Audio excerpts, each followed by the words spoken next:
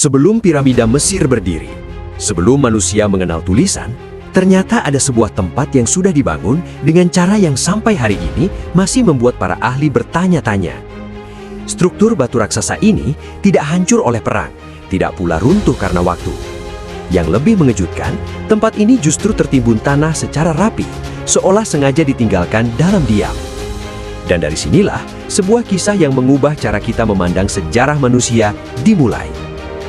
Namun untuk memahami betapa pentingnya tempat ini, kita perlu mundur sejenak ke cara manusia hidup ribuan tahun lalu.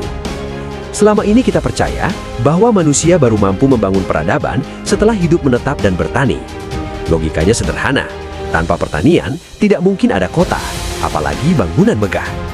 Tapi di sebuah dataran tinggi yang sunyi di wilayah Turki modern, ditemukan bukti yang menunjukkan bahwa cerita itu mungkin tidak sepenuhnya benar.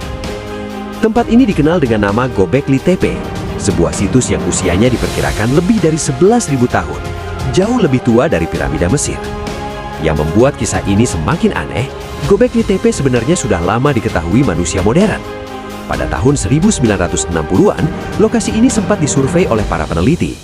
Namun saat itu, Göbekli Tepe dianggap tidak lebih dari bukit biasa, sekedar sisa aktivitas manusia purba tanpa keistimewaan. Selama puluhan tahun, tempat ini nyaris terlupakan. Hingga pada tahun 1994, seorang arkeolog Jerman bernama Klaus Schmidt datang dan memutuskan untuk menggali lebih dalam. Dan saat lapisan tanah mulai terbuka, ia segera menyadari bahwa apa yang ada di bawahnya sama sekali bukan sesuatu yang sederhana. Apa yang muncul dari dalam tanah inilah yang membuat dunia arkeologi terdiam. Di bawah permukaan tanah, ditemukan pilar-pilar batu raksasa berbentuk huruf T disusun melingkar dengan presisi yang luar biasa. Tingginya hampir 5 meter, beratnya mencapai puluhan ton. Yang membuatnya sulit dipahami, struktur ini dibangun pada masa ketika manusia belum mengenal logam, belum menggunakan roda, dan masih hidup berpindah-pindah.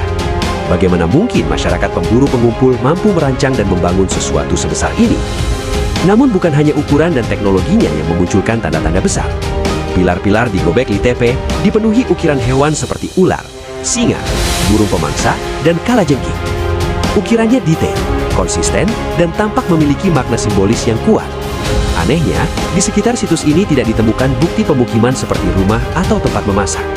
Seolah-olah Göbekli Tepe bukanlah tempat untuk ditinggali, melainkan tempat yang hanya dikunjungi untuk tujuan tertentu. Mungkin ritual, mungkin pertemuan besar, atau sesuatu yang belum sepenuhnya kita pahami. Temuan ini perlahan mengubah cara para sejarawan melihat awal mula peradaban manusia. Göbekli Tepe memaksa para ahli meninjau ulang teori lama tentang asal-usul peradaban. Mungkin manusia mulai bertani lalu membangun tempat berkumpul. Bisa jadi justru sebaliknya, manusia berkumpul terlebih dahulu untuk keperluan sosial atau ritual, lalu dari situlah kehidupan menetap dan pertanian berkembang. Sebuah gagasan yang sederhana, namun mengguncang fondasi sejarah yang selama ini kita kenal. Namun semua itu masih belum menjelaskan satu fakta yang paling sulit diterima.